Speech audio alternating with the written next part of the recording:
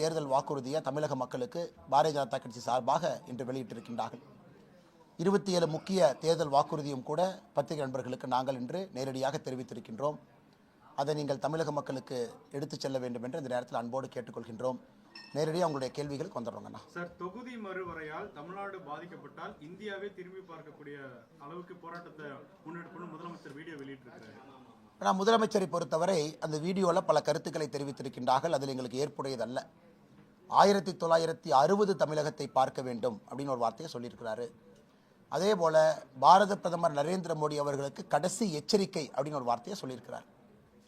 ஒரு அரசியலமைப்பு சட்டத்தின் மீது உறுதிமொழி எடுத்து பதவியில் அமர்ந்திருக்கக்கூடிய முதலமைச்சர் பேசுகின்ற வார்த்தையை தமிழக மக்கள் பார்த்து கொண்டிருக்கின்றார்கள். 1996 பாராளுமன்றத்தில் தொடர்ந்து சகோதரிகள் பெண்களுக்கு கொடுக்கக்கூடிய 33% இடஒதுக்கீடு மசோதாவை எத்தனை முறை திராவிட முன்னேற்ற கழகம் பாராளுமன்றத்தில் ஆக்கப்பூர்வமாக பேசியிருக்கிறாங்க. 96, அதன் பிறகு 20 ஆண்டு காலம் தோல்வி. அதன் பிறகு 2010 ராஜ்யசபாவில் பாஸ் பண்ணாங்க, லோக்சபாவில் பாஸ் பண்ணல. திமுகவுடைய கூட்டணி கட்சியினுடைய தலைவர்கள், இந்திய அரசியலுடைய முக்கியமான தலைவர்கள், பெண்களுக்கு நாங்கள் இருக்கும் வரை இடஒதுக்கீடு கொடுக்க மாட்டோம் என்று சொன்ன பாராளுமன்றம். அதன் பிறகு 2023 செப்டம்பரில் நம்முடைய பாரத பிரதமர் நரேந்திர மோடி அவர்கள் முயற்சி எடுத்து முன்னெடுத்து இந்தியாவுடைய அரசியல் தலைவர்கள் எல்லோரும் சேர்ந்து யுனானிமஸாக எதிர்க்கட்சி நண்பர்களும் இணைந்து இடஒதுக்கீடு மசோதாவை பாராளுமன்றத்தில் நாம் அதை கொண்டு வந்து வெற்றிகரமாக அதை பாஸ் செஞ்சுருக்கிறோம். அது மட்டும் இல்லை, அன்னைக்கு எதிர்க்கட்சி நண்பர்கள் காங்கிரஸ் உட்பட இதை உடனடியாக அமலுக்கு கொண்டு வரணும் அன்னைக்கே கேட்டாங்க. எப்போ கேட்டாங்க? 2023 ஆகஸ்டில். நீங்கள் சொல்லுங்கள், 2024 மார்ச்சில் எலெக்ஷன் அனௌன்ஸ் பண்ணுறாங்க. அதன் பிறகு எலெக்ஷன் நடக்குது. அதன் பிறகு மத்திய அரசு, அங்கே இருக்கக்கூடிய தேர்தல் ஆணையம் எல்லோருமே சொன்னார்கள் 2024 செயல்படுத்துவதற்கு வாய்ப்பே இல்லை. அன்றைக்கே நாம் சொன்னோம் மிக விரைவில் செயல்படுத்த போகிறோம். சட்டத்தை நாம் உறுதி செய்த பிறகு இன்னைக்கு ஏப்ரல் 16, 17, 18 சிறப்பு அமர்வு பாராளுமன்றத்தில் மத்திய அரசு கூட்டியிருக்கின்றார்கள். தமிழகத்தினுடைய எம்பிக்கள் கூட அதில் போய் பங்கேற்க வேண்டும். இன்னைக்கு ஒரு கட்சியுமே சீஃப் விப்பை கூப்பிட்டு இன்ஸ்ட்ரக்ஷன் கொடுத்துருக்குறாங்க. இந்த கான்டெக்ட் எதுக்கு நான் சொல்கிறேன்னா, நம்ம தமிழகத்தினுடைய சொந்தங்கள் இதை புரிந்து கொள்ள வேண்டும். திராவிட முன்னேற்ற கழகத்தை பொறுத்தவரை பாராளுமன்றத்தில் வெறும் பேச்சை மட்டும்தான் பேசினாங்க. ஆக்கப்பூர்வமாக சகோதரிகளுக்கு 33% இடஒதுக்கீடை பற்றி எங்கேயுமே பேசலை. இன்றைக்கி நான் முதலமைச்சர்கிட்ட கேட்குறேன், எனக்கு இந்தியாவில் மக்கள் தொகை அடிப்படையில் இடஒதுக்கீடு நம்ம கொண்டு வர்றோம். இதே 543 பாராளுமன்றத்தில் இருக்கக்கூடிய எம்பிக்களை 2026 ப்ரொஜெக்டட் பாப்புலேஷன், அதாவது பாப்புலேஷனை ப்ரொஜெக்ட் பண்ணுறேன்னா சென்சஸுடைய நம்பர் நம்ம கையில் இல்லை, ப்ரொஜெக்டட் பாப்புலேஷனை கொண்டு போனால் தமிழ்நாட்டினுடைய எம்பிக்களுடைய எண்ணிக்கை 39 31 வந்துடும், 8 குறைஞ்சிரும். அதே போல் கேரளா 20 12 வந்துடும். இன்னைக்கு மக்கள் தொகை அடிப்படையில். ஆனால் நம்முடைய மத்திய அரசு மக்கள் தொகை அடிப்படையில் பண்ணலை என்பதை முதலாக இவர் உணர்ந்து கொள்ள வேண்டும். தமிழகத்தினுடைய முதலமைச்சர் பொய் சொல்வதை வழக்கமாக வச்சிருக்கிறார். மக்கள் தொகை அடிப்படையில் நாம் இதை செய்யவில்லை என்பதை முதலமைச்சர் அவர்கள் உணர்ந்து கொள்ள வேண்டும். இன்னைக்கு 543 சீட் அப்படியே 1/3 நம்முடைய சகோதரிகளுக்கு 33% இடஒதுக்கீடு கொடுத்தீங்கன்னா அதற்கு நிறைய அரசியல் கட்சிகள் எதிர்ப்பு தெரிவிக்கிறாங்க. இருக்கக்கூடிய 543 அப்படியே 33% பிரிக்க முடியாது. ஏன்னா அரசியல் கட்சிகள் எதிர்ப்பு தெரிவிக்கிறாங்க. இன்னைக்கு மத்திய அரசு எல்லா கட்சிகளோடு இணைந்து அனைத்து அரசியல் கட்சி கூட்டத்தையும் போட்டு சட்ட வல்லுநர்களோடு சேர்ந்து நிறைய அமைப்புகளோடு பேசி இந்த பாரத பிரதமர் நரேந்திர மோடி அவர்கள் டெல்லியில் சகோதரிகள் தாய்மார்கள் இருக்கக்கூடிய சிறப்பு கூட்டத்தில் பேசினாங்க. எப்படி இதை கொண்டு வந்தோம்? இன்னைக்கு நாம் கொண்டு வருவது யாருக்கும் பிரச்சனை இல்லாமல் சகோதரிகளுக்கு 33% இடஒதுக்கீடை கொண்டு வர வேண்டும் என்று சொல்லுகின்றோம். இன்னைக்கு நாம் என்ன சொல்கிறோம்? 543 லோக்சபா எம்பிக்கள், அதை இன்னைக்கு நம்மகிட்ட பில் கிடையாது. நம்ம எல்லோருமே பேசுவது 50% அதை உயர்த்தணும் அப்படின்னா 816 எம்பிக்கள், 816 பாராளுமன்றத்தினுடைய உறுப்பினர்கள், அதில் 33% இடஒதுக்கீடு. இதில் ஆக்கப்பூர்வமாக எல்லோரையும் எடுத்துகிட்டு போகணும்னு பிரதமர் அவர்கள் இன்னைக்கு ஆக்கப்பூர்வமாக இதை பேசிக்கிட்டு இருக்கிறாங்க. நம்முடைய அமைச்சர் பியூஷ் கோயல்ஜி அவர்கள் இன்னைக்கு நிறைய பத்திரிகையில் பேட்டி கொடுத்துருக்குறாங்க. இது யாருக்கும் எதிரானது இல்லை. மக்கள் தொகை அடிப்படையில் நாம் இடஒதுக்கீடு செஞ்சிருந்தோம்னா 39 தமிழகத்தினுடைய எம்பிக்கள் எண்ணிக்கை 31 வந்திருக்கும். 8 நாம் இழந்திருப்போம்.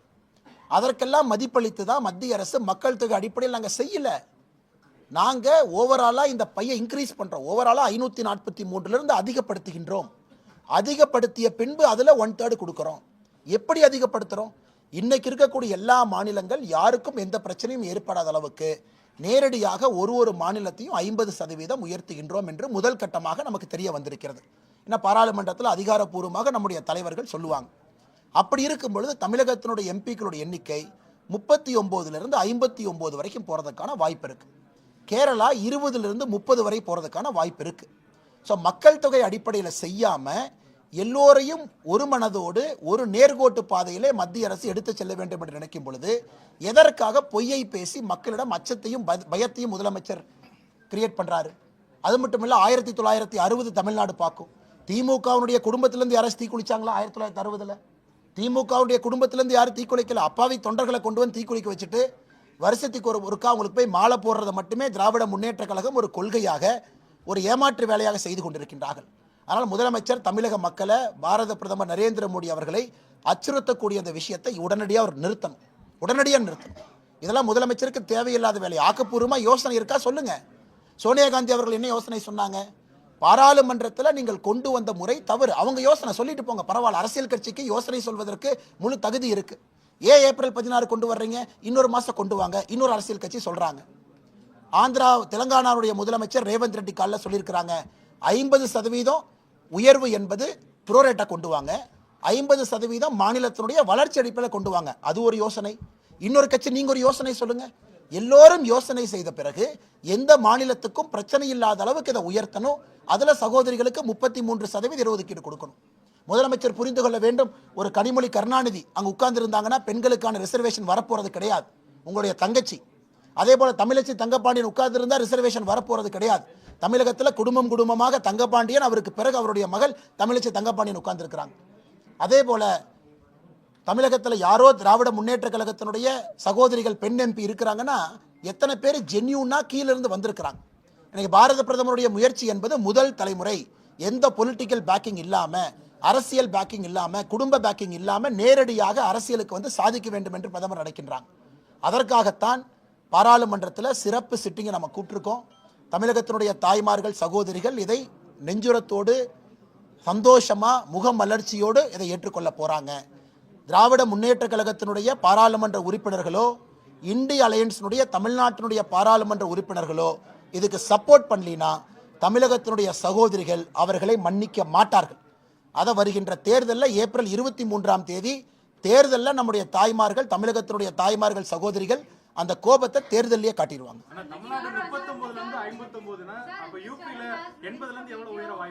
அண்ணே, நான் சொல்வது மத்திய அரசு அதிகாரப்பூர்வமாக உங்களுக்கு அறிவிப்பாங்க. ஏப்ரல் 16ஆம் தேதி அந்த பில்லை பைலட் பண்ணும்போது உங்களுக்கு தெரியும். இன்னைக்கு எல்லோரும் பேசுவது ப்ரொபோஷனட்டா 50% உயர்த்தலாம். பெட்டர் ஐடியாஸ் இருந்தால் முதலமைச்சர் ஐடியா போய் கொடுக்கட்டுமே. சும்மா 5 மாநில முதலமைச்சரை கூப்பிட்டு ஒரு மீட்டிங் போட்டு 2 டீ சாப்பிட்டுட்டு வேண்டாம் சரி வேண்டாம் ஃபார்முலா சொல்லுங்க. பாப்புலேஷன் வேண்டாம் நாங்களும் சொல்றோம். தமிழ்நாடு பாரதிய ஜனதா கட்சியும் மக்கள் தொகை அடிப்படையில் வேண்டாம் தான் நாங்களும் வலியுறுத்துறோம். இது எப்படி பண்ணலாம்? ப்ரோரேட்டா பண்ணலாமா? இல்லை எல்லாத்துக்கும் 50% உயர்த்தலாமா? எப்படி பண்ணலாம் சொல்லுங்க. எதுவுமே இல்லாமல் சும்மா உட்காந்து பேசுறீங்க. இன்னைக்கு இத்தனை கட்சிகள் நீங்க எல்லாம் சொல்லியிருக்கிறீங்க, கான்ஸ்டிடியூஷனல் எக்ஸ்பர்ட் சொல்லியிருக்கிறாங்க. அதையெல்லாம் வைத்து மத்திய அரசு யாருக்கும் பாதகம் இல்லாமல் அடுத்து எந்த தொகுதியை சகோதரிகளுக்கு கொடுப்பது? 1/3. இன்னைக்கு 543 தமிழ்நாடு 39 அப்படியே 1/3 பிரிக்கிறோம். 13 தொகுதியை பிரிக்கிறோம். திராவிட முன்னேற்ற கழகம் ஒத்துக்கொள்ளுமா? எந்த 13 கொடுக்கிறது? அந்த 13 பிரிப்பதற்கான வரைமுறை என்ன? அதை எல்லாம் பாராளுமன்றத்தில் ஏப்ரல் 16ஆம் தேதி மத்திய அரசு அந்த பில்லை கொண்டு வரும்போது தெளிவு கிடைக்கும். இன்னைக்கு எதுவுமே இல்லை. மக்கள் தொகை அடிப்படையில் யார் சொன்னா? மக்கள் தொகை அடிப்படையில் நாம் உயர்த்துகின்றோம் என்று யார் சொன்னார்கள் இவர்களுக்கு? எதற்காக முதலமைச்சர் வீடியோ போட்டு அச்சுறுத்தல் செய்யணும்? 1960 தமிழகத்தை பின்னோக்கி கொண்டு போக பார்க்குறாங்களா? இல்லை எதற்காக முதலமைச்சர் தேவையில்லாத இந்த வேலையெல்லாம் செய்யணும்? அதனால் தமிழக மக்கள் இதை பார்த்து கொண்டிருக்கின்றார்கள். ஆரோக்கியமான அரசியலை முதலமைச்சர் செய்யணுமோ விட்டு தேர்தல் நேரத்தில் ஒரு விஷயத்தை ஊதி பெரிதாக்கி விட்டு இதை பார்த்து யாரோ அப்பாவி தொண்டர் 2 பேர் தீ குளிச்சானா அதிலே குளிர் காய்வதற்காக முதலமைச்சர் அவர் ஐடியா பண்ணிட்டு இருக்காருன்னு மிக தெளிவாக இந்த வீடியோல இருந்து நமக்கு தெரியுது.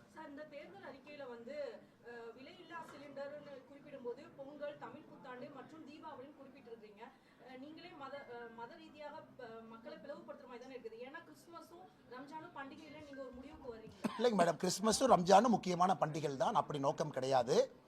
நம்மை பொறுத்தவரை எல்லா தரப்பட்ட மக்களுக்குமே 3 வரணும்.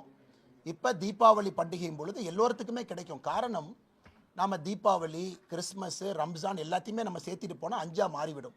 அதிகப்படியான மக்கள் எந்த பண்டிகையை கொண்டாடுறாங்களோ அன்னைக்கு தமிழ்நாட்டு மக்களுக்கு நம்ம கொண்டு போய் சேர்த்துறோம். இஸ்லாமியர் இருக்கிறாங்க, அவங்க சிலிண்டர் வச்சிருக்காங்க, அவங்களுக்கும் 3 சிலிண்டர் வரத்தான் போகுது. கிறிஸ்தவ சகோதர சகோதரிகள் அவங்களுக்கு 3 சிலிண்டர் வரத்தான் போகுது. நாம் சொல்வது மெஜாரிட்டி எங்க இருக்கிறாங்களோ 3 எப்படி பிரித்து கொடுக்க போறோம், அதுக்கு ஒரு வரைமுறை இருக்கணும் இல்லையா? ஜனவரியா, மார்ச்சா, ஏப்ரலா, ஆகஸ்டா, ஜூலையான். அதனால் யாருக்கும் எதிரான தேர்தல் வாக்குறுதி எங்கேயும் கொடுக்கல. தமிழகத்தில் இருக்கக்கூடிய இஸ்லாமிய சொந்தங்கள் கிறிஸ்தவ சொந்தங்களை அனுசரித்து அரவணைத்து நம்மோடு எடுத்து செல்ல வேண்டும் என்கின்ற முழு அக்கறையோடு தான் அந்த மேனிஃபெஸ்டோ கொடுத்துருக்கிறோம். ஆனால் அதுக்கு ஒரு ஸ்டார்டிங் பாயிண்ட் இருக்கணும். எங்கேயும் இஸ்லாமியர்களுக்கு கிறிஸ்தவ நண்பர்களுக்கு 3 சிலிண்டர் கொடுக்க மாட்டோம்னு எங்கேயும் சொல்ல, எல்லோருக்கும் சிலிண்டர். எந்த வரைமுறை அப்படிங்கிறக்காக சொல்றோம். மெஜாரிட்டி ஒரு இடத்துல இருக்கும் பொழுது அதிகப்படியாக அந்த நாட்களை பண்டிகையை கொண்டாடுவாங்க. அன்னைக்கு அவங்களுக்கு சிலிண்டர் தேவை இருக்கும். அதுதான் இதனுடைய அர்த்தமோ தவிர ஒரு கம்யூனிட்டியை நிராகரிக்க வேண்டும் என்பது என்னுடைய அர்த்தம் கிடையாது. கடந்த நாடாளுமன்ற தொகுதி மறுவரையறை அந்த 2009 காலகட்டத்தில் நடந்தப்ப சில தொகுதிகள் காணாம போச்சு. புதுக்கோட்டை மாதிரி பார்லிமெண்ட் தொகுதியெல்லாம் காணாம போயிடுச்சு. அதெல்லாம் ரொம்ப ரொம்ப அற்புதமான கேள்விங்க ஐயா. பாரதிய ஜனதா கட்சியினுடைய மாநில தலைவராக இருந்த பொழுது நான் தேர்தல் ஆணையத்துக்கு கடிதம் எழுதியிருக்கின்றேன். புதுக்கோட்டை பாராளுமன்ற தொகுதியை திரும்ப நீங்க கொண்டு வாங்கணும். தேர்தல் ஆணையம் எனக்கு பதில் கடிதம் எழுதியிருக்கின்றார்கள். அடுத்த தொகுதி வரைமுறை நடக்கும் பொழுது நாங்கள் இதை பரிசீலிப்போம் என்று தேர்தல் ஆணையர் எனக்கு தனிப்பட்ட முறையில் மாநில தலைவராக கே அண்ணாமலை மாநில தலைவராக பாரதிய ஜனதா கட்சி கடிதம் எழுதியிருக்கிறாங்க. அதனால் இதெல்லாம் ஒரு வாய்ப்பு. நாம் இந்த நம்பர் வரும்பொழுது தொகுதியை வரைமுறை செய்யணும், தொகுதியினுடைய கரெக்டாக கொண்டு வரணும். இன்னைக்கு புதுக்கோட்டை ஆளில்லாத தொகுதியாக இருக்குது. கரூருக்கு 2 பிச்சு கொடுத்தாச்சு, திருச்சிக்கு 2 பிச்சு கொடுத்தாச்சு, இங்கே 2 பிச்சு கொடுத்தாச்சு. புதுக்கோட்டை மக்கள் எந்த எம்பியை போய் பார்க்கறனே தெரியல, 4 எம்பி அவங்களுக்கு இருக்கிறாங்க. இது தமிழ்நாட்டில் சகோதரர் கேட்டது போல இதுக்கு முதலமைச்சர் ஃபைட் பண்ணாங்க, ஆதரவு கொடுக்குறோம். இதுக்கு முதலமைச்சர் சண்டை போடணும். தொகுதி வரைமுறையை சரியாக பண்ணுங்க, எல்லா தொகுதியும் கரெக்டாக கொண்டு வாங்க, அதில் எல்லா தரப்பட்ட மக்களுக்கும் கரெக்டான ரெப்ரசன்டேஷன் கொடுங்க. மலையில் இருக்கக்கூடிய மக்களுக்கும் சரியான ரெப்ரசன்டேஷன் கொடுங்க, கடலோரத்தில் இருக்கக்கூடிய மீனவ சொந்தங்கள் ரெப்ரசன்டேஷன் கொடுங்க. இதுக்கு சண்டை போடலாமோ தவிர தேவையில்லாத விஷயத்தை இவராக நெருப்பை ஏற்றி இவராக குளிர் காய்ந்து கொண்டிருக்கின்றார். அண்ணா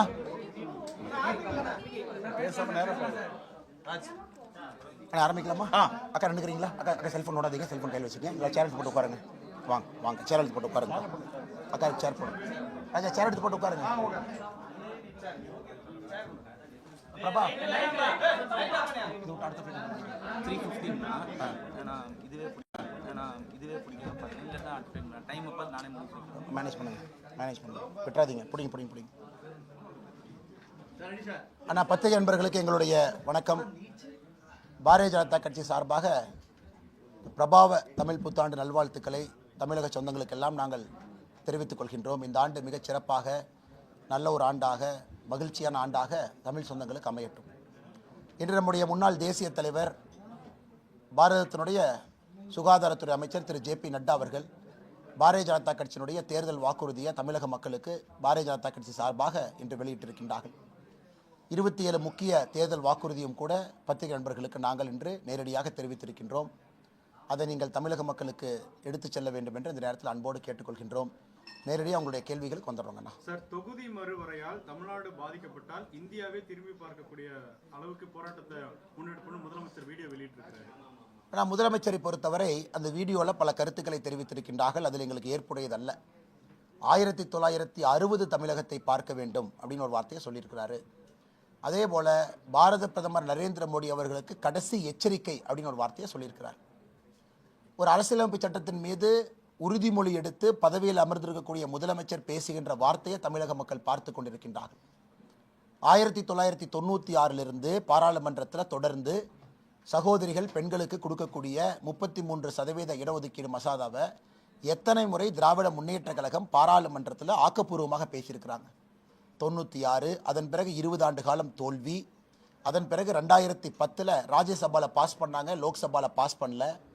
திமுகவுடைய கூட்டணி கட்சியினுடைய தலைவர்கள், இந்திய அரசினுடைய முக்கியமான தலைவர்கள் பெண்களுக்கு நாங்கள் இருக்கும் வரை இடஒதுக்கீடு கொடுக்க மாட்டோம் என்று சொன்ன பாராளுமன்றம்.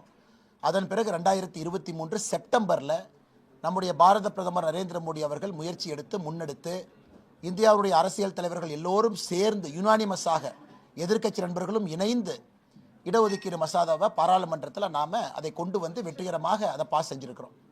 அது மட்டும் இல்லை, அன்னைக்கு எதிர்க்கட்சி நண்பர்கள் காங்கிரஸ் உட்பட இதை உடனடியாக அமலுக்கு கொண்டு வரணும் அன்னைக்கே கேட்டாங்க. எப்போ கேட்டாங்க? 2023 ஆகஸ்டில். நீங்கள் சொல்லுங்கள், 2024 மார்ச்சில் எலெக்ஷன் அனௌன்ஸ் பண்ணுறாங்க. அதன் பிறகு எலெக்ஷன் நடக்குது. அதன் பிறகு மத்திய அரசு, அங்கே இருக்கக்கூடிய தேர்தல் ஆணையம் எல்லோருமே சொல்கிறார்கள் 2024 செயல்படுத்துவதற்கு வாய்ப்பே இல்லை. அன்றைக்கே நாம் சொன்னோம் மிக விரைவில் செயல்படுத்த போகிறோம். சட்டத்தை நாம் உறுதி செய்த பிறகு இன்னைக்கு ஏப்ரல் 16, 17, 18 சிறப்பு அமர்வு பாராளுமன்றத்தில் மத்திய அரசு கூட்டியிருக்கின்றார்கள். தமிழகத்தினுடைய எம்பிக்கள் கூட அதில் போய் பங்கேற்க வேண்டும். இன்னைக்கு ஒரு கட்சியுமே சீஃப் விப்பை கூப்பிட்டு இன்ஸ்ட்ரக்ஷன் கொடுத்துருக்குறாங்க. இந்த கான்டெக்ட் எதுக்கு நான் சொல்கிறேன்னா, நம்ம தமிழகத்தினுடைய சொந்தங்கள் இதை புரிந்து கொள்ள வேண்டும். திராவிட முன்னேற்ற கழகத்தை பொறுத்தவரை பாராளுமன்றத்தில் வெறும் பேச்சை மட்டும்தான் பேசினாங்க. ஆக்கப்பூர்வமாக சகோதரிகளுக்கு 33% இடஒதுக்கீடை பற்றி எங்கேயுமே பேசலை. இன்றைக்கி நான் முதலமைச்சர்கிட்ட கேட்குறேன், எனக்கு இந்தியாவில் மக்கள் தொகை அடிப்படையில் இடஒதுக்கீடு நம்ம கொண்டு வர்றோம். இதே 543 பாராளுமன்றத்தில் இருக்கக்கூடிய எம்பிக்களை 2026 ப்ரொஜெக்டட் பாப்புலேஷன், அதாவது பாப்புலேஷனை ப்ரொஜெக்ட் பண்ணுறேன்னா சென்சஸுடைய நம்பர் நம்ம கையில் இல்லை, ப்ரொஜெக்டட் பாப்புலேஷனை கொண்டு போனால் தமிழ்நாட்டினுடைய எம்பிக்களுடைய எண்ணிக்கை 39லேருந்து 31க்கு வந்துடும், 8 குறைஞ்சிரும். அதே போல் கேரளா 20லேருந்து 12க்கு வந்துடும். இன்னைக்கு மக்கள் தொகை அடிப்படையில். ஆனால் நம்முடைய மத்திய அரசு மக்கள் தொகை அடிப்படையில் பண்ணல என்பதை முதலாக இவர் உணர்ந்து கொள்ள வேண்டும். தமிழகத்தினுடைய முதலமைச்சர் பொய் சொல்வதை வழக்கமாக வச்சிருக்கிறார். மக்கள் தொகை அடிப்படையில் நாம் இதை செய்யவில்லை என்பதை முதலமைச்சர் அவர்கள் உணர்ந்து கொள்ள வேண்டும். இன்னைக்கு 543 சீட் அப்படியே 1/3 நம்முடைய சகோதரிகளுக்கு 33% இடஒதுக்கீடு கொடுத்தீங்கன்னா அதற்கு நிறைய அரசியல் கட்சிகள் எதிர்ப்பு தெரிவிக்கிறாங்க. இருக்கக்கூடிய 543 அப்படியே 33% பிரிக்க முடியாது, ஏன்னா அது அரசியல் கட்சிகள் எதிர்ப்பு தெரிவிக்கிறாங்க. இன்னைக்கு மத்திய அரசு எல்லா கட்சிகளோடு இணைந்து அனைத்து அரசியல் கட்சி கூட்டத்தையும் போட்டு சட்ட வல்லுநர்களோடு சேர்ந்து நிறைய அமைப்புகளோடு பேசி இது பாரத பிரதமர் நரேந்திர மோடி அவர்கள் டெல்லியில் சகோதரிகள் தாய்மார்கள் இருக்கக்கூடிய சிறப்பு கூட்டத்தில் பேசினாங்க. எப்படி இதை கொண்டு வந்தோம்? இன்னைக்கு நாம் கொண்டு வருவது யாருக்கும் பிரச்சனை இல்லாமல் சகோதரிகளுக்கு 33% இடஒதுக்கீடை கொண்டு வர வேண்டும் என்று சொல்லுகின்றோம். இன்னைக்கு நாம் என்ன சொல்றோம்? 543 லோக்சபா எம்பிக்கள், அதை இன்னைக்கு நம்மகிட்ட பில் கிடையாது. நம்ம எல்லோருமே பேசுவது 50% அதை உயர்த்தணும் அப்படின்னா 816 எம்பிக்கள், 816 பாராளுமன்றத்தினுடைய உறுப்பினர்கள், அதில் 33% இடஒதுக்கீடு. இதில் ஆக்கப்பூர்வமாக எல்லோரையும் எடுத்துட்டு போகணும்னு பிரதமர் வந்து ஆக்கப்பூர்வமாக இதை பேசிட்டு இருக்கிறாங்க. நம்முடைய அமைச்சர் பியூஷ் கோயல்ஜி அவர்கள் இன்னைக்கு நிறைய பத்திரிகையில் பேட்டி கொடுத்துருக்கிறாங்க. இது யாருக்கும் எதிரானது இல்லை. மக்கள் தொகை அடிப்படையில் நாம இடஒதுக்கீடு செஞ்சிருந்தோம்னா 39லிருந்து தமிழகத்தினுடைய எம்பிக்கள் எண்ணிக்கை 31க்கு வந்திருக்கும், 8 நாம் இழந்திருப்போம். அதற்கெல்லாம் மதிப்பளித்து தான் மத்திய அரசு மக்கள் தொகை அடிப்படையில் நாங்கள் செய்யல. நாங்கள் ஓவராலாக இந்த பையை இன்க்ரீஸ் பண்ணுறோம். ஓவராலாக 543லிருந்து அதிகப்படுத்துகின்றோம். அதிகப்படுத்திய பின்பு அதில் 1/3 கொடுக்குறோம். எப்படி அதிகப்படுத்துகிறோம்? இன்னைக்கு இருக்கக்கூடிய எல்லா மாநிலங்கள் யாருக்கும் எந்த பிரச்சனையும் ஏற்படாத அளவுக்கு நேரடியாக ஒரு மாநிலத்தையும் 50% உயர்த்துகின்றோம் என்று முதல் கட்டமாக நமக்கு தெரிய வந்திருக்கிறது. ஏன்னா பாராளுமன்றத்தில் அதிகாரப்பூர்வமாக நம்முடைய தலைவர்கள் சொல்லுவாங்க. அப்படி இருக்கும் பொழுது தமிழகத்தினுடைய எம்பிக்களுடைய எண்ணிக்கை 39லிருந்து 59 வரைக்கும் போகிறதுக்கான வாய்ப்பு இருக்குது. கேரளா 20லிருந்து 30 வரை போகிறதுக்கான வாய்ப்பு இருக்குது. ஸோ மக்கள் தொகை அடிப்படையில் செய்யாமல் எல்லோரையும் ஒரு மனதோடு ஒரு நேர்கோட்டு பாதையிலே மத்திய அரசு எடுத்து செல்ல வேண்டும் என்று நினைக்கும் பொழுது எதற்காக பொய்யை பேசி மக்களிடம் அச்சத்தையும் பயத்தையும் முதலமைச்சர் கிரியேட் பண்ணுறாரு? அது மட்டும் இல்லை, 1960 தமிழ்நாடு பார்க்கும். திமுகவுடைய குடும்பத்திலேருந்து யாராச்சும் தீக்குளிச்சாங்களா? 1960 திமுகவுடைய குடும்பத்திலேருந்து யாரும் தீக்குளிக்கல. அப்பாவி தொண்டர்களை கொண்டு வந்து தீக்குளிக்க வச்சுட்டு வருஷத்துக்கு ஒருக்கா அவங்களுக்கு போய் மாலை போடுறதை மட்டுமே திராவிட முன்னேற்ற கழகம் ஒரு கொள்கையாக, ஒரு ஏமாற்று வேலையாக செய்து கொண்டிருக்கின்றார்கள். அதனால் முதலமைச்சர் தமிழக மக்களை, பாரத பிரதமர் நரேந்திர மோடி அவர்களை அச்சுறுத்தக்கூடிய அந்த விஷயத்தை உடனடியாக நிறுத்தணும். இதெல்லாம் முதலமைச்சருக்கு தேவையில்லாத வேலை. ஆக்கப்பூர்வமாக யோசனை இருக்கா சொல்லுங்க. சோனியா காந்தி அவர்கள் என்ன யோசனை சொன்னாங்க? பாராளுமன்றத்தில் நீங்கள் கொண்டு வந்த முறை தவறு. அவங்க யோசனை சொல்லிட்டு போங்க, பரவாயில்ல. அரசியல் கட்சிக்கு யோசனை சொல்வதற்கு முழு தகுதி இருக்கு. ஏன் ஏப்ரல் 16 கொண்டு வர்றீங்க? இன்னொரு மாதம் கொண்டு வாங்க. இன்னொரு அரசியல் கட்சி சொல்றாங்க. ஆந்திரா, தெலங்கானாவுடைய முதலமைச்சர் ரேவந்த் ரெட்டி காலில் சொல்லியிருக்கிறாங்க, 50% உயர்வு என்பது ப்ரோரேட்டா கொண்டு வாங்க, 50% மாநிலத்தினுடைய வளர்ச்சி அடிப்படையில் கொண்டு வாங்க. அது ஒரு யோசனை. இன்னொரு கட்சி நீங்க ஒரு யோசனை சொல்லுங்க. எல்லோரும் யோசனை செய்த பிறகு எந்த மாநிலத்துக்கும் பிரச்சனை இல்லாத அளவுக்கு இதை உயர்த்தணும். அதுல சகோதரிகளுக்கு 33% இடஒதுக்கீடு கொடுக்கணும். முதலமைச்சர் புரிந்து கொள்ள வேண்டும். ஒரு கனிமொழி கருணாநிதி அங்க உட்கார்ந்து இருந்தாங்கன்னா பெண்களுக்கான ரிசர்வேஷன் வரப்போறது கிடையாது. உங்களுடைய தங்கச்சி, அதே போல தமிழச்சி தங்கப்பாண்டியன் உட்கார்ந்து இருந்தா ரிசர்வேஷன் வரப்போறது கிடையாது. தமிழகத்தில் குடும்பமாக தங்கப்பாண்டியன், அவருக்கு பிறகு அவருடைய மகள் தமிழச்சி தங்கப்பாண்டியன் உட்கார்ந்து இருக்கிறாங்க. அதே போல தமிழகத்தில் யாரோ திராவிட முன்னேற்ற கழகத்தினுடைய சகோதரிகள் பெண் எம்பி இருக்கிறாங்கன்னா எத்தனை பேர் ஜென்யூனா கீழே இருந்து வந்திருக்கிறாங்க. இன்னைக்கு பாரத பிரதமருடைய முயற்சி என்பது முதல் தலைமுறை எந்த பொலிட்டிக்கல் பேக்கிங் இல்லாமல், அரசியல் பேக்கிங் இல்லாமல், குடும்ப பேக்கிங் இல்லாமல் நேரடியாக அரசியலுக்கு வந்து சாதிக்க வேண்டும் என்று பிரதமர் நினைக்கின்றாங்க. அதற்காகத்தான் பாராளுமன்றத்தில் சிறப்பு சிட்டிங்கை நம்ம கூப்பிட்டுருக்கோம். தமிழகத்தினுடைய தாய்மார்கள், சகோதரிகள் இதை நெஞ்சுரத்தோடு, சந்தோஷமா, முகமலர்ச்சியோடு இதை ஏற்றுக்கொள்ள போறாங்க. திராவிட முன்னேற்ற கழகத்தினுடைய பாராளுமன்ற உறுப்பினர்களோ, இந்திய அலையன்ஸினுடைய தமிழ்நாட்டினுடைய பாராளுமன்ற உறுப்பினர்களோ இதுக்கு சப்போர்ட் பண்ணலினா தமிழகத்தினுடைய சகோதரிகள் அவர்களை மன்னிக்க மாட்டார்கள். அதை வருகின்ற தேர்தலில் ஏப்ரல் 23ஆம் தேதி தேர்தலில் நம்முடைய தாய்மார்கள், தமிழகத்தினுடைய தாய்மார்கள், சகோதரிகள் அந்த கோபத்தை தேர்தலையே காட்டிடுவாங்க.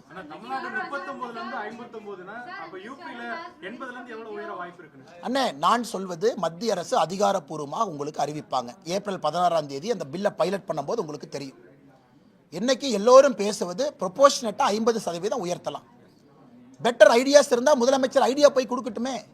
சும்மா 5 மாநில முதலமைச்சரை கூப்பிட்டு ஒரு மீட்டிங் போட்டு 2 டீ சாப்பிட்டுட்டு வேண்டாம் சரி வேண்டாம் ஃபார்முலா சொல்லுங்க. பாப்புலேஷன் வேண்டாம் நாங்களும் சொல்றோம். தமிழ்நாடு பாரதிய ஜனதா கட்சியும் மக்கள் தொகை அடிப்படையில் வேண்டாம் தான் நாங்களும் வலியுறுத்துறோம். இது எப்படி பண்ணலாம்? ப்ரோரேட்டா பண்ணலாமா? இல்லை எல்லாத்துக்கும் 50% உயர்த்தலாமா? எப்படி பண்ணலாம் சொல்லுங்க. எதுவுமே இல்லாமல் சும்மா உட்காந்து பேசுறீங்க. இன்னைக்கு இத்தனை கட்சிகள் நீங்க எல்லாம் சொல்லியிருக்கிறீங்க, கான்ஸ்டிடியூஷனல் எக்ஸ்பர்ட் சொல்லியிருக்கிறாங்க. அதையெல்லாம் வைத்து மத்திய அரசு யாருக்கும் பாதகம் இல்லாமல் அடுத்து எந்த தொகுதியை சகோதரிகளுக்கு கொடுப்பது? 1/3. இன்னைக்கு 543, தமிழ்நாடு 39, அப்படியே 1/3 பிரிக்கிறோம். 13 தொகுதியை பிரிக்கிறோம். திராவிட முன்னேற்ற கழகம் ஒத்துக்கொள்ளுமா? எந்த 13 கொடுக்கிறது? அந்த 13 பிரிப்பதற்கான வரைமுறை என்ன? அதை எல்லாம் பாராளுமன்றத்தில் ஏப்ரல் 16ஆம் தேதி மத்திய அரசு அந்த பில்லை கொண்டு வரும்போது தெளிவு கிடைக்கும். இன்னைக்கு எதுவுமே இல்லாம மக்கள் தொகை அடிப்படையில் யார் சொன்னா? மக்கள் தொகை அடிப்படையில் நாம் உயர்த்துகின்றோம் என்று யார் சொன்னார்கள் இவர்களுக்கு? எதற்காக முதலமைச்சர் வீடியோ போட்டு அச்சுறுத்தல் செய்யணும்? 1960 தமிழகத்தை பின்னோக்கி கொண்டு போக பார்க்குறாங்களா? இல்லை எதற்காக முதலமைச்சர் தேவையில்லாத இந்த வேலையெல்லாம் செய்யணும்? அதனால் தமிழக மக்கள் இதை பார்த்து கொண்டிருக்கின்றார்கள். ஆரோக்கியமான அரசியலை முதலமைச்சர் செய்யணுமோ விட்டு தேர்தல் நேரத்தில் ஒரு விஷயத்தை ஊதி பெரிதாக்கி விட்டு இதை பார்த்து யாரோ அப்பாவி தொண்டர் 2 பேர் தீ குளிச்சானா அதில் குளிர்காய்வதற்காக முதலமைச்சர் அவர் ஐடியா பண்ணிட்டு இருக்காருன்னு மிக தெளிவாக இந்த வீடியோல இருந்து நமக்கு தெரியுது.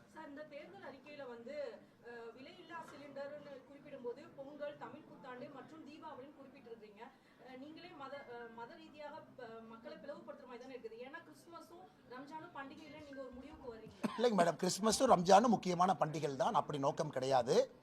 நம்மை பொறுத்தவரை எல்லா தரப்பட்ட மக்களுக்குமே 3 வரணும். இப்போ தீபாவளி பண்டிகையும் பொழுது எல்லோருத்துக்குமே கிடைக்கும். காரணம், நாம் தீபாவளி, கிறிஸ்மஸ், ரம்ஜான் எல்லாத்தையுமே நம்ம சேர்த்துட்டு போனால் 5ஆ மாறிவிடும். அதிகப்படியான மக்கள் எந்த பண்டிகையை கொண்டாடுறாங்களோ அன்னைக்கு தமிழ்நாட்டு மக்களுக்கு நம்ம கொண்டு போய் சேர்த்துறோம். இஸ்லாமியர் இருக்கிறாங்க, அவங்க சிலிண்டர் வச்சிருக்காங்க, அவங்களுக்கும் 3 சிலிண்டர் வரத்தான் போகுது. கிறிஸ்தவ சகோதர சகோதரிகள் அவங்களுக்கும் 3 சிலிண்டர் வரத்தான் போகுது. நாம் சொல்வது மெஜாரிட்டியா எங்க இருக்கிறாங்களோ 3 எப்படி பிரிச்சு கொடுக்க போறோம்? அதுக்கு ஒரு வரைமுறை இருக்கணும் இல்லையா? ஜனவரியா, மார்ச்சா, ஏப்ரலா, ஆகஸ்டா, ஜூலையான். அதனால் யாருக்கும் எதிரான தேர்தல் வாக்குறுதி எங்கேயும் கொடுக்கல. தமிழகத்தில் இருக்கக்கூடிய இஸ்லாமிய சொந்தங்கள், கிறிஸ்தவ சொந்தங்களை அனுசரித்து அரவணைத்து நம்மோடு எடுத்து செல்ல வேண்டும் என்கின்ற முழு அக்கறையோடு தான் அந்த மேனிஃபெஸ்டோ கொடுத்துருக்கிறோம். ஆனால் அதுக்கு ஒரு ஸ்டார்டிங் பாயிண்ட் இருக்கணும். எங்கேயும் இஸ்லாமியர்களுக்கு, கிறிஸ்தவ நண்பர்களுக்கு 3 சிலிண்டர் கொடுக்க மாட்டோம் நீங்க சொல்ல, எல்லோருக்கும் சிலிண்டர். எந்த வரைமுறை அப்படிங்கிறதுக்காக சொல்றோம். மெஜாரிட்டி ஒரு இடத்துல இருக்கும் பொழுது அதிகப்படியாக அந்த நாட்களை பண்டிகையை கொண்டாடுவாங்க. அன்னைக்கு அவங்களுக்கு சிலிண்டர் தேவை இருக்கும். அதுதான் இதனுடைய அர்த்தமோ தவிர ஒரு கம்யூனிட்டியை நிராகரிக்க வேண்டும் என்பது என்னுடைய அர்த்தம் கிடையாது. கடந்த நாடாளுமன்ற தொகுதி மறுவரையறை அந்த 2009 காலகட்டத்தில் நடந்தப்ப சில தொகுதிகள் வந்து காணாம போச்சு. புதுக்கோட்டை மாதிரி பார்லிமெண்ட் தொகுதியெல்லாம் காணாம போயிடுச்சு. அதெல்லாம் ரொம்ப அற்புதமான கேள்விங்க ஐயா. பாரதிய ஜனதா கட்சியினுடைய மாநில தலைவராக இருந்த பொழுது நான் தேர்தல் ஆணையத்துக்கு கடிதம் எழுதியிருக்கின்றேன். புதுக்கோட்டை பாராளுமன்ற தொகுதியை திரும்ப நீங்க கொண்டு வாங்கணும். தேர்தல் ஆணையம் எனக்கு பதில் கடிதம் எழுதியிருக்கின்றார்கள். அடுத்த தொகுதி வரைமுறை நடக்கும் பொழுது நாங்கள் இதை பரிசீலிப்போம் என்று தேர்தல் ஆணையர் எனக்கு தனிப்பட்ட முறையில் மாநில தலைவராக கே அண்ணாமலை மாநில தலைவராக பாரதிய ஜனதா கட்சி கடிதம் எழுதியிருக்கிறாங்க. அதனால் இதெல்லாம் ஒரு வாய்ப்பு. நாம் இந்த நம்பர் வரும்பொழுது தொகுதியை வரைமுறை செய்யணும், தொகுதியினுடைய கரெக்டாக கொண்டு வரணும். இன்னைக்கு புதுக்கோட்டை ஆளில்லாத தொகுதியாக இருக்குது. கரூருக்கு 2 பிச்சு கொடுத்தாச்சு, திருச்சிக்கு 2 பிச்சு கொடுத்தாச்சு, இங்கே 2 பிச்சு கொடுத்தாச்சு. புதுக்கோட்டை மக்கள் எந்த எம்பியை போய் பார்க்கறனே தெரியல. 4 எம்பி அவங்களுக்கு இருக்கிறாங்க. இது தமிழ்நாட்டில் சகோதரர் கேட்டது போல இதுக்கு முதலமைச்சர் ஃபைட் பண்ணாங்க, ஆதரவு கொடுக்குறோம். இதுக்கு முதலமைச்சர் சண்டை போடணும். தொகுதி வரைமுறையை சரியாக பண்ணுங்க, எல்லா தொகுதியும் கரெக்டாக கொண்டு வாங்க, அதில் எல்லா தரப்பட்ட மக்களுக்கும் கரெக்டான ரெப்ரசன்டேஷன் கொடுங்க. மலையில் இருக்கக்கூடிய மக்களுக்கும் சரியான ரெப்ரசன்டேஷன் கொடுங்க, கடலோரத்தில் இருக்கக்கூடிய மீனவ சொந்தங்கள் ரெப்ரசன்டேஷன் கொடுங்க. இதுக்கு சண்டை போடலாமோ தவிர தேவையில்லாத விஷயத்தை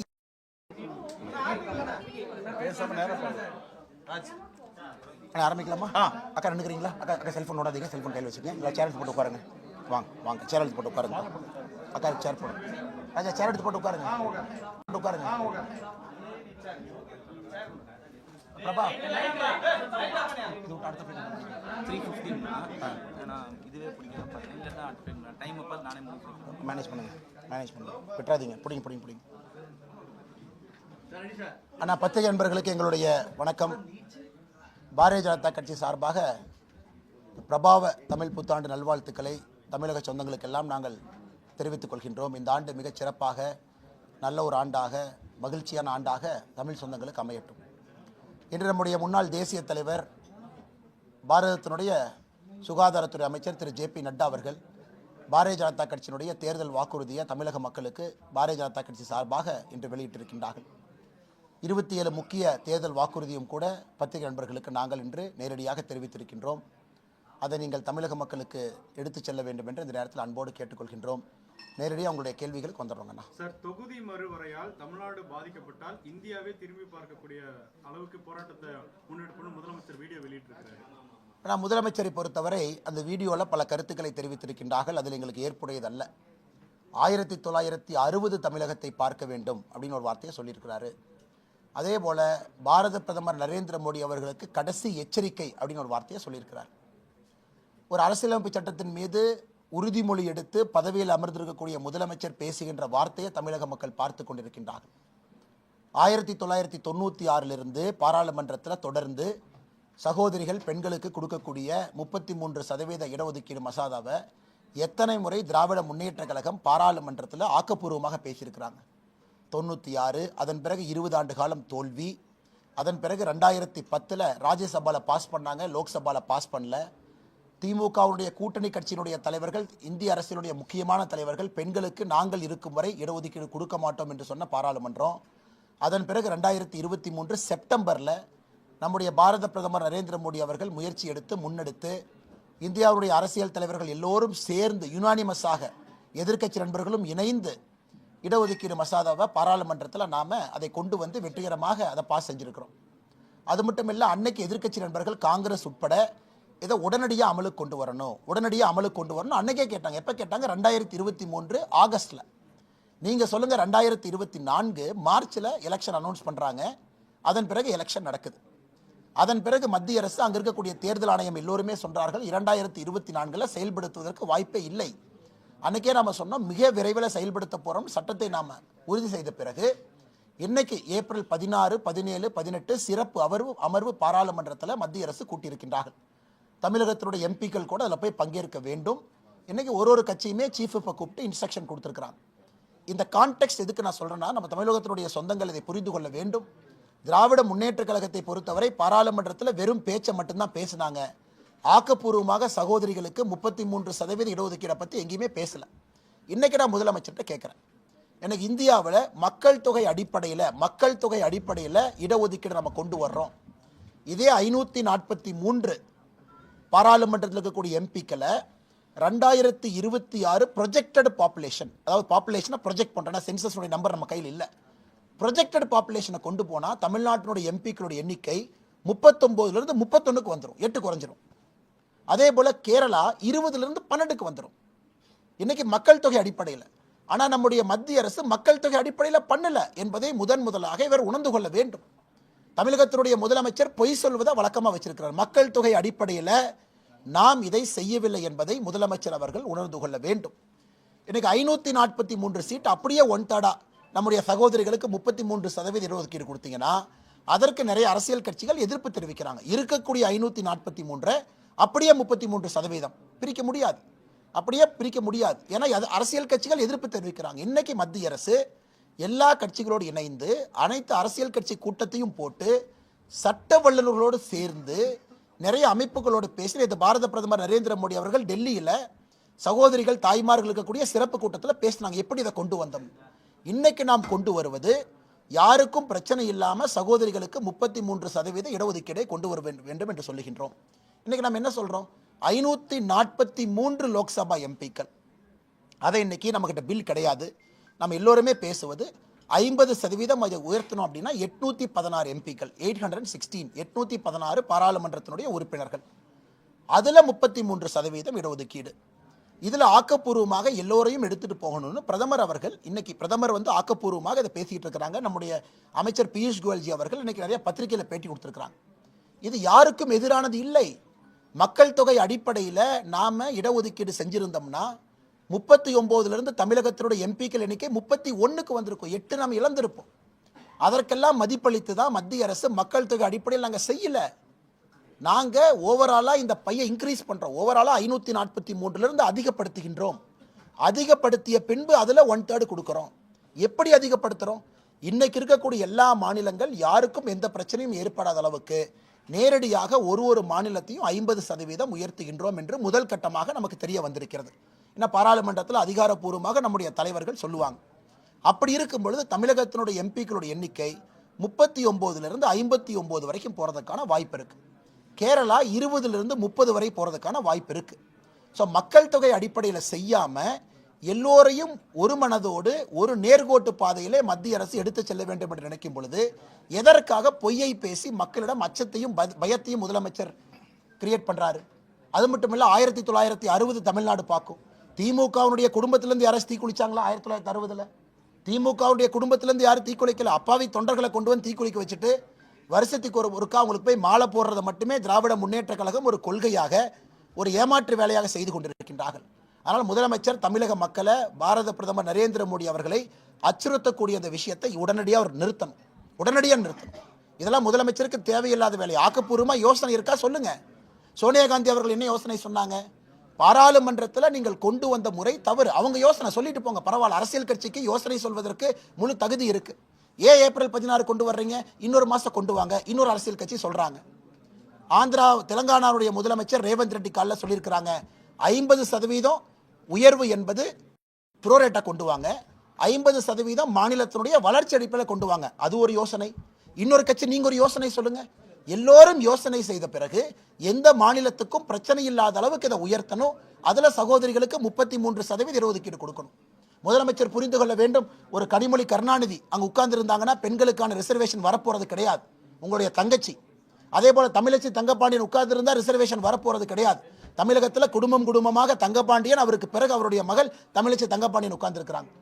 அதே போல தமிழகத்தில் யாரோ திராவிட முன்னேற்ற கழகத்தினுடைய சகோதரிகள் பெண் எம்பி இருக்கிறாங்கன்னா எத்தனை பேர் ஜென்யூனா கீழிருந்து வந்திருக்கிறாங்க.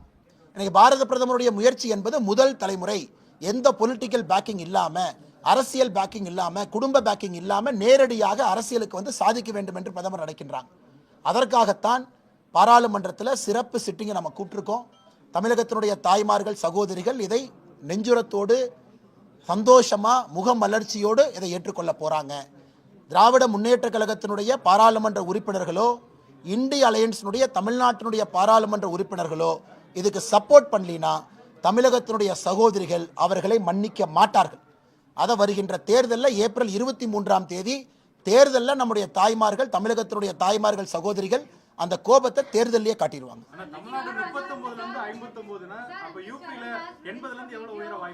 அண்ணே, நான் சொல்வது மத்திய அரசு அதிகாரப்பூர்வமாக உங்களுக்கு அறிவிப்பாங்க. ஏப்ரல் 16ஆம் தேதி அந்த பில்லை பைலட் பண்ணும்போது உங்களுக்கு தெரியும்.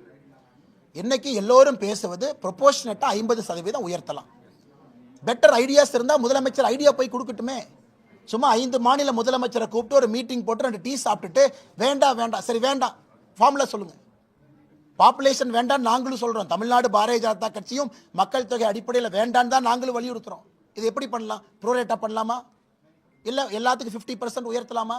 எப்படி பண்ணலாம் சொல்லுங்க. எதுவுமே இல்லாமல் சும்மா உட்காந்து பேசுறீங்க. இன்னைக்கு இத்தனை கட்சிகள் நீங்க எல்லாம் சொல்லியிருக்கிறீங்க, கான்ஸ்டிடியூஷனல் எக்ஸ்பர்ட் சொல்லியிருக்கிறாங்க.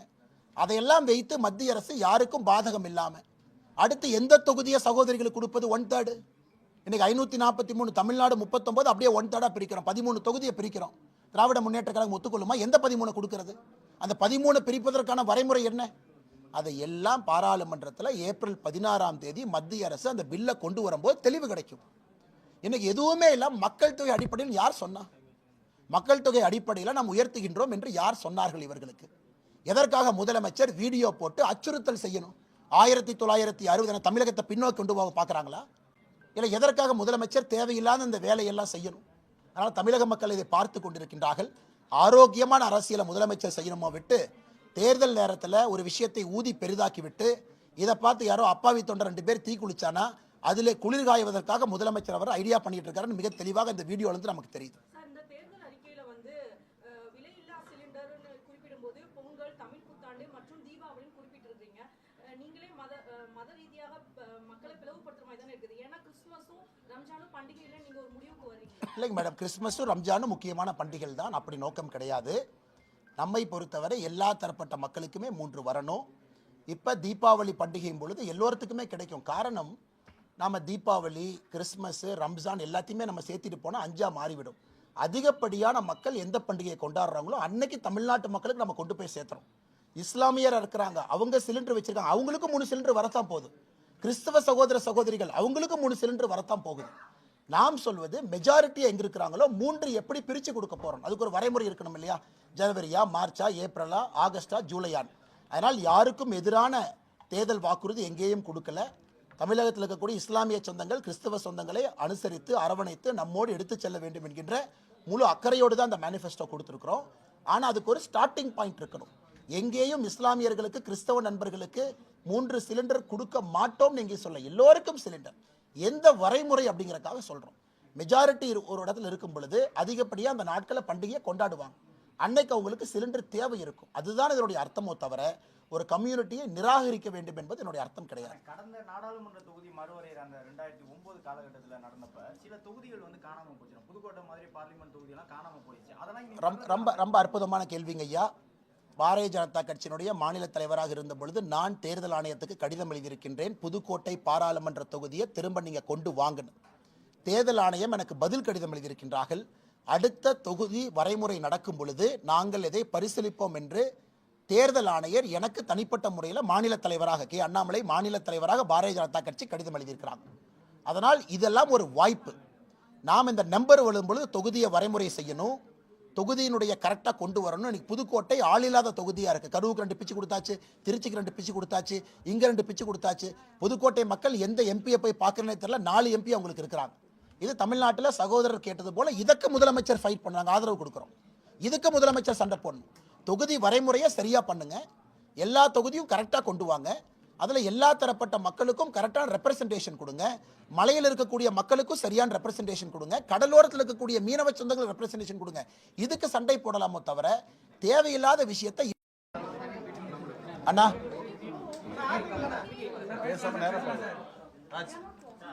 ஆரம்பிக்கலாமா? அக்கா நினைக்கிறீங்களா? அக்கா செல்ஃபோன் ஓடாதீங்க, செல்ஃபோன் கையில் வச்சுக்கோங்க. இல்லை சேர் எடுத்து போட்டு உட்காருங்க. வாங்க வாங்க, சேர் எடுத்து போட்டு உட்காருங்க. அக்கா சேர் போடுங்க. ராஜா சேர் எடுத்து போட்டு உட்காருங்க. பிரபா 3:15 நான் இதுவே பிடிக்கிறேன் பார்த்தேன். இல்லைன்னா டைம் அப்போ நானே முடிச்சிருக்கேன். மேனேஜ் பண்ணுங்க விட்டுறாதீங்க. பிடிங்க. அண்ணா, பத்திரிகை நண்பர்களுக்கு எங்களுடைய வணக்கம். பாரதிய ஜனதா கட்சி சார்பாக பிரபாவ தமிழ் புத்தாண்டு நல்வாழ்த்துக்களை தமிழக சொந்தங்களுக்கெல்லாம் நாங்கள் தெரிவித்துக் கொள்கின்றோம். இந்த ஆண்டு மிகச் சிறப்பாக நல்ல ஒரு ஆண்டாக, மகிழ்ச்சியான ஆண்டாக தமிழ் சொந்தங்களுக்கு அமையட்டும். இன்று நம்முடைய முன்னாள் தேசிய தலைவர், பாரதத்தினுடைய சுகாதாரத்துறை அமைச்சர் திரு JP நட்டா அவர்கள் பாரதிய ஜனதா கட்சியினுடைய தேர்தல் வாக்குறுதியை தமிழக மக்களுக்கு பாரதிய ஜனதா கட்சி சார்பாக இன்று வெளியிட்டிருக்கின்றார்கள். 27 முக்கிய தேர்தல் வாக்குறுதியும் கூட பத்திரிகை நண்பர்களுக்கு நாங்கள் இன்று நேரடியாக தெரிவித்திருக்கின்றோம். அதை நீங்கள் தமிழக மக்களுக்கு எடுத்துச் செல்ல வேண்டும் என்று இந்த நேரத்தில் அன்போடு கேட்டுக்கொள்கின்றோம்.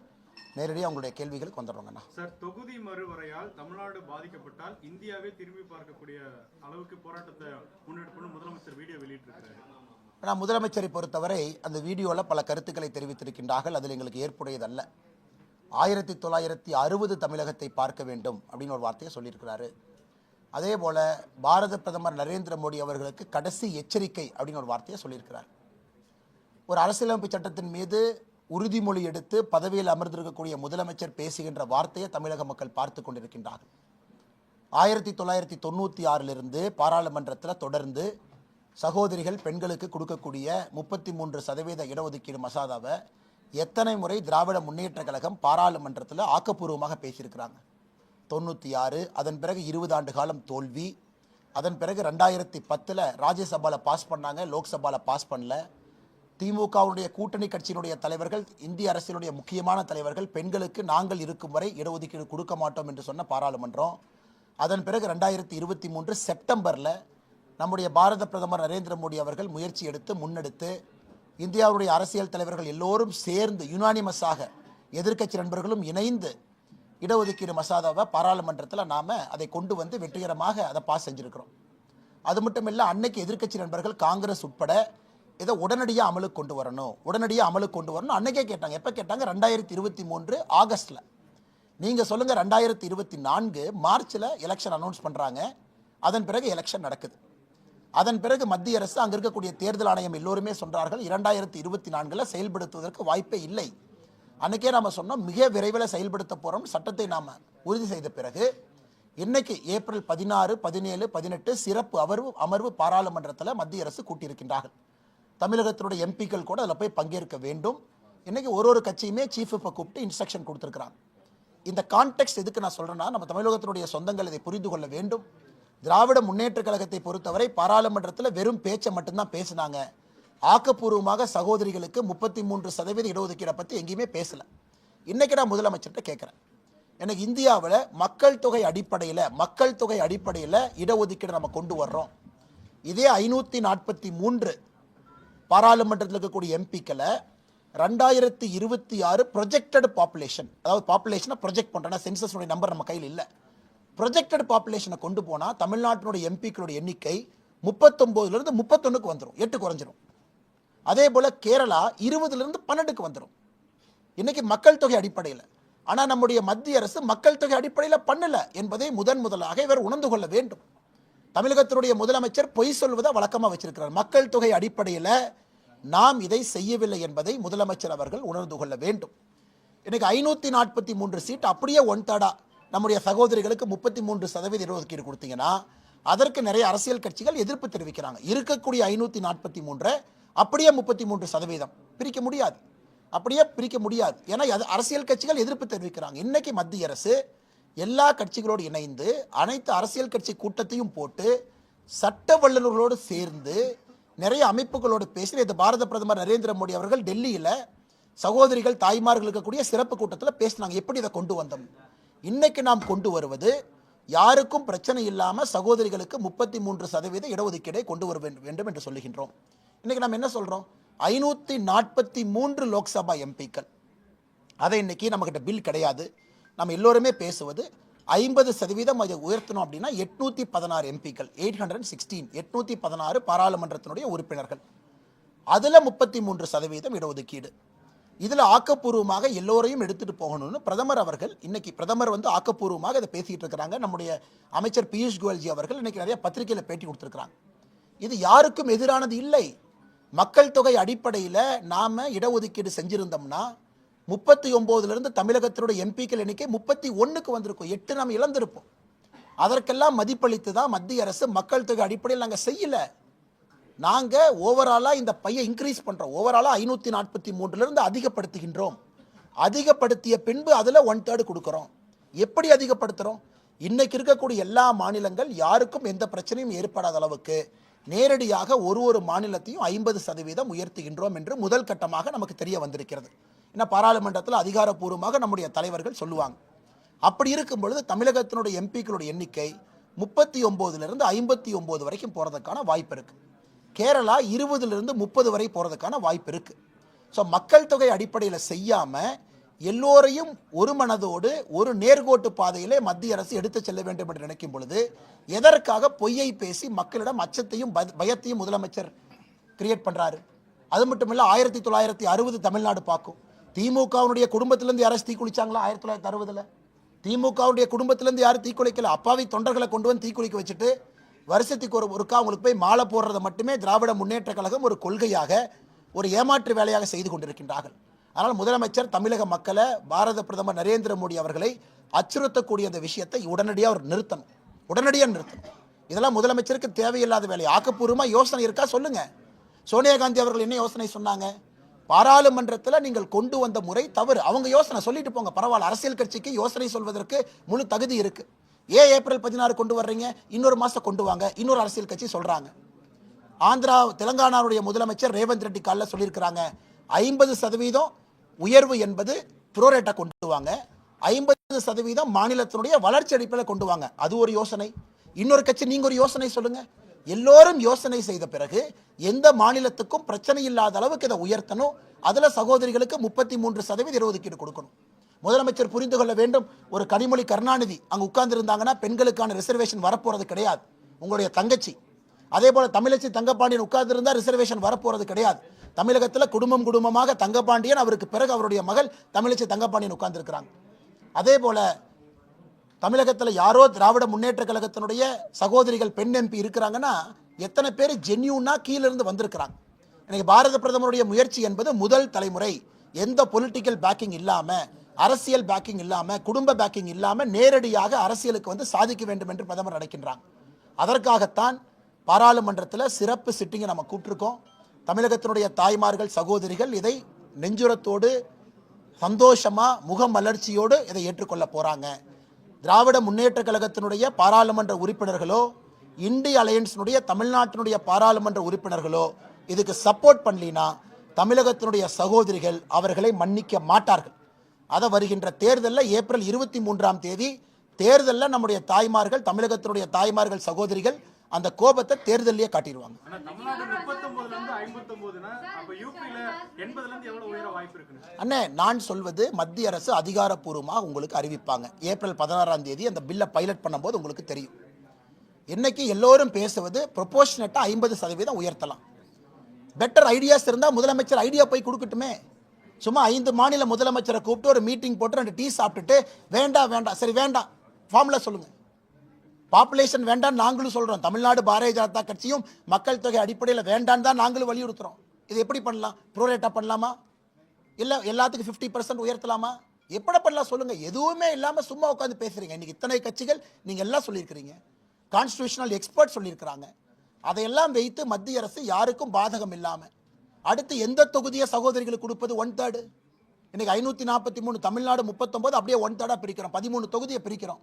திராவிட முன்னேற்ற கழகம் ஒத்துக்கொள்ளுமா? எந்த 13 கொடுக்கிறது? அந்த 13 பிரிப்பதற்கான வரைமுறை என்ன? அதை எல்லாம் பாராளுமன்றத்தில் ஏப்ரல் 16ஆம் தேதி மத்திய அரசு அந்த பில்லை கொண்டு வரும்போது தெளிவு கிடைக்கும். இன்னைக்கு எதுவுமே இல்லை. மக்கள் தொகை அடிப்படையில் யார் சொன்னா? மக்கள் தொகை அடிப்படையில் நாம் உயர்த்துகின்றோம் என்று யார் சொன்னார்கள் இவர்களுக்கு? எதற்காக முதலமைச்சர் வீடியோ போட்டு அச்சுறுத்தல் செய்யணும்? 1960 தமிழகத்தை பின்னோக்கி கொண்டு போக பார்க்குறாங்களா? இல்லை எதற்காக முதலமைச்சர் தேவையில்லாத இந்த வேலையெல்லாம் செய்யணும்? அதனால் தமிழக மக்கள் இதை பார்த்து கொண்டிருக்கின்றார்கள். ஆரோக்கியமான அரசியலை முதலமைச்சர் செய்யணுமோ விட்டு தேர்தல் நேரத்தில் ஒரு விஷயத்தை ஊதி பெரிதாக்கி விட்டு இதை பார்த்து யாரோ அப்பாவி தொண்டர் 2 பேர் தீ குளிச்சானா அதில் குளிர்காய்வதற்காக முதலமைச்சர் அவர் ஐடியா பண்ணிட்டு இருக்காருன்னு மிக தெளிவாக இந்த வீடியோலேருந்து நமக்கு தெரியுது. இந்த தேர்தல் அறிக்கையில வந்து விலையில்லா சிலிண்டர்னு குறிப்பிடும்போது பொங்கல், தமிழ் புத்தாண்டு மற்றும் தீபாவளின்னு குறிப்பிட்டிருக்கீங்க. நீங்களே மத ரீதியாக மக்களை பிளவுபடுத்துற மாதிரி தானே இருக்குது. ஏன்னா கிறிஸ்துமஸும் ரம்ஜானும் பண்டிகையில நீங்க ஒரு முடிவுக்கு வரீங்க. இல்லைங்க மேடம், கிறிஸ்துமஸும் ரம்ஜானும் முக்கியமான பண்டிகைகள் தான். அப்படி நோக்கம் கிடையாது. நம்மை பொறுத்தவரை எல்லா தரப்பட்ட மக்களுக்குமே 3 வரணும். இப்போ தீபாவளி பண்டிகையும் பொழுது எல்லோருத்துக்குமே கிடைக்கும். காரணம், நாம் தீபாவளி, கிறிஸ்மஸ், ரம்ஜான் எல்லாத்தையுமே நம்ம சேர்த்துட்டு போனால் 5ஆ மாறிவிடும். அதிகப்படியான மக்கள் எந்த பண்டிகையை கொண்டாடுறாங்களோ அன்னைக்கு தமிழ்நாட்டு மக்களுக்கு நம்ம கொண்டு போய் சேர்த்துறோம். இஸ்லாமியர் இருக்கிறாங்க, அவங்க சிலிண்டர் வச்சிருக்காங்க, அவங்களுக்கு 3 சிலிண்டர் வரத்தான் போகுது. கிறிஸ்தவ சகோதர சகோதரிகள் அவங்களுக்கு 3 சிலிண்டர் வரத்தான் போகுது. நாம் சொல்வது மெஜாரிட்டி எங்க இருக்கிறாங்களோ 3 எப்படி பிரித்து கொடுக்க போறோம்? அதுக்கு ஒரு வரைமுறை இருக்கணும் இல்லையா? ஜனவரியா, மார்ச்சா, ஏப்ரலா, ஆகஸ்டா, ஜூலையா? அதனால் யாருக்கும் எதிரான தேர்தல் வாக்குறுதி எங்கேயும் கொடுக்கல. தமிழகத்தில் இருக்கக்கூடிய இஸ்லாமிய சொந்தங்கள், கிறிஸ்தவ சொந்தங்களை அனுசரித்து அரவணைத்து நம்மோடு எடுத்து செல்ல வேண்டும் என்கின்ற முழு அக்கறையோடு தான் அந்த மேனிஃபெஸ்டோ கொடுத்துருக்கிறோம். ஆனால் அதுக்கு ஒரு ஸ்டார்டிங் பாயிண்ட் இருக்கணும். எங்கேயும் இஸ்லாமியர்களுக்கு, கிறிஸ்தவ நண்பர்களுக்கு 3 சிலிண்டர் கொடுக்க மாட்டோம் நீங்க சொல்ல, எல்லோருக்கும் சிலிண்டர். எந்த வரைமுறை அப்படிங்கறக்காக சொல்றோம். மெஜாரிட்டி ஒரு இடத்துல இருக்கும் பொழுது அதிகப்படியாக அந்த நாட்களை பண்டிகையை கொண்டாடுவாங்க. அன்னைக்கு அவங்களுக்கு சிலிண்டர் தேவை இருக்கும். அதுதான் இதனுடைய அர்த்தமோ தவிர ஒரு கம்யூனிட்டியை நிராகரிக்க வேண்டும் என்பது என்னுடைய அர்த்தம் கிடையாது. கடந்த நாடாளுமன்ற தொகுதி மறுவரையறை அந்த 2009 காலகட்டத்தில் நடந்தப்ப சில தொகுதிகள் வந்து காணாம போச்சு. புதுக்கோட்டை மாதிரி பார்லிமெண்ட் தொகுதியெல்லாம் காணாம போயிடுச்சு. அதெல்லாம் ரொம்ப அற்புதமான கேள்விங்க ஐயா. பாரதிய ஜனதா கட்சியினுடைய மாநில தலைவராக இருந்த பொழுது நான் தேர்தல் ஆணையத்துக்கு கடிதம் எழுதியிருக்கின்றேன். புதுக்கோட்டை பாராளுமன்ற தொகுதியை திரும்ப நீங்க கொண்டு வாங்கணும். தேர்தல் ஆணையம் எனக்கு பதில் கடிதம் எழுதியிருக்கின்றார்கள். அடுத்த தொகுதி வரைமுறை நடக்கும் பொழுது நாங்கள் இதை பரிசீலிப்போம் என்று தேர்தல் ஆணையர் எனக்கு தனிப்பட்ட முறையில் மாநில தலைவராக கே அண்ணாமலை மாநில தலைவராக பாரதிய ஜனதா கட்சி கடிதம் எழுதியிருக்கிறாங்க. அதனால் இதெல்லாம் ஒரு வாய்ப்பு. நாம் இந்த நம்பர் வரும்பொழுது தொகுதியை வரைமுறை செய்யணும், தொகுதியினுடைய கரெக்டாக கொண்டு வரணும். இன்னைக்கு புதுக்கோட்டை ஆளில்லாத தொகுதியாக இருக்குது. கரூருக்கு 2 பிச்சு கொடுத்தாச்சு, திருச்சிக்கு 2 பிச்சு கொடுத்தாச்சு, இங்கே 2 பிச்சு கொடுத்தாச்சு. புதுக்கோட்டை மக்கள் எந்த எம்பியை போய் பார்க்கறனே தெரியல, 4 எம்பி அவங்களுக்கு இருக்கிறாங்க. இது தமிழ்நாட்டில் சகோதரர் கேட்டது போல இதுக்கு முதலமைச்சர் ஃபைட் பண்ணாங்க, ஆதரவு கொடுக்குறோம். இதுக்கு முதலமைச்சர் சண்டை போடணும். தொகுதி வரைமுறையை சரியாக பண்ணுங்க, எல்லா தொகுதியும் கரெக்டாக கொண்டு வாங்க, அதில் எல்லா தரப்பட்ட மக்களுக்கும் கரெக்டான ரெப்ரசன்டேஷன் கொடுங்க, மலையில் இருக்கக்கூடிய மக்களுக்கும் சரியான ரெப்ரசன்டேஷன் கொடுங்க, கடலோரத்தில் இருக்கக்கூடிய மீனவ சொந்தங்கள் ரெப்ரசன்டேஷன் கொடுங்க. இதுக்கு சண்டை போடலாமோ தவிர தேவையில்லாத விஷயத்தை இவராக நெருப்பை ஏற்றி இவராக குளிர் காய்ந்து கொண்டிருக்கின்றார்.